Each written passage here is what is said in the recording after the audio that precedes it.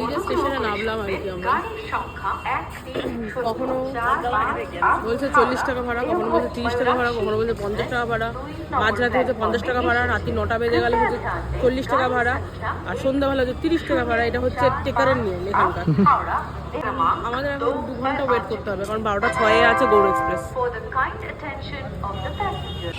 13154 Gaur express, যেটা I think Malda town থেকে শুরু করে তোমার শিয়ালদা পর্যন্ত যাবে।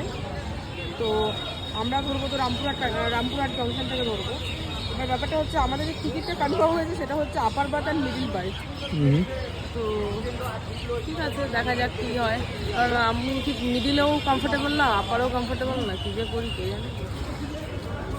দেখা যাক কিছু ম্যানেজ হলে হলো, আর না হলে যা আছে তাতেই অ্যাডজাস্ট করতে হবে। এনিহাও আমি আর কি ঘুমোনোর আগের 0.1% আর কি ইয়েতে আছে।